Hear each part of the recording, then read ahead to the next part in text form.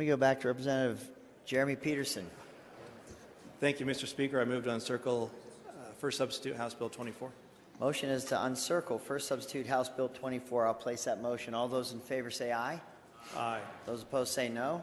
Rule that motion passes. The bill is encircled and before us. Representative Peterson. Thank you. As a state, we spend a lot of money on the poor. And that is, the poor are always going to be among us. But we often and always seek solutions to help the poor lift themselves out of their situation. One of the tools that is out there for individuals to improve their situation is educational savings plans. Parents, mostly parents, are able to donate money to a savings account that's held in an account administered by the state here that can be used for their higher educational purposes later in life. We had an interim committee meeting this last summer where this program was laid out to us and explained, and it dawned on me at that time that most of the people that were participating in this program are the middle class. They're parents with disposable income, and they take that excess income and place it in these savings accounts for their own children. What is not occurring is savings being placed in accounts for those that are in intergenerational poverty or the very poor. And so I sought a solution to this problem by figuring out how can we have those with financial resources voluntarily give that to those that have none. In fact, kind of a Robin Hood effect, but without the force. And so this bill creates a mechanism for those with financial assets to contribute to the intergenerational poor, to help them save money for a higher education and ultimately lift those kids out of poverty moving forward. It creates an account at the Utah Educational Savings Plans Office where individuals or entities or LLCs can voluntarily contribute money to this account. We create a small tax credit that's similar to a charitable contribution tax credit to create an incentive for this donation so that they're not left without some kind of benefit like they would normally be with a regular charitable contribution. So the money is placed in this account.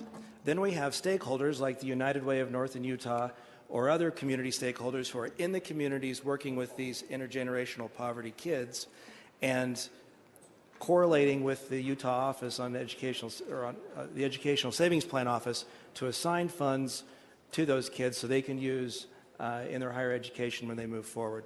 Our tax credits are being reviewed every 3 years. So in order to provide some results for the committee in 3 years when this tax credit is reviewed, we've narrowed down the scope of this bill to target kids that are in high school. So these kids will be mentored and worked with the community partners. Funds will be allocated into their savings accounts, and then we'll have some results to talk about in 3 years when this project is reviewed. And so with that, Mr. Speaker, that's my presentation. Thank you. Discussion to the bill.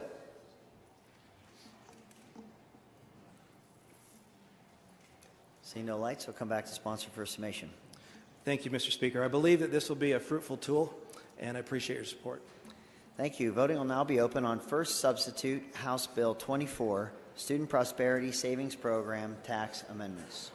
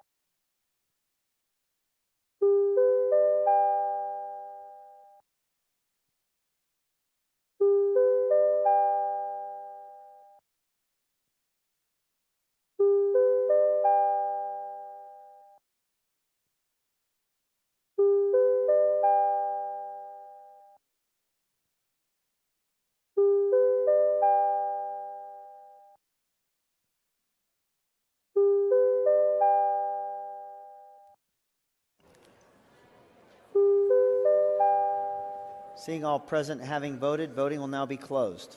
First substitute House Bill 24, having received 73 yes votes, 0 no votes, passes this body, be transmitted to the Senate for its consideration.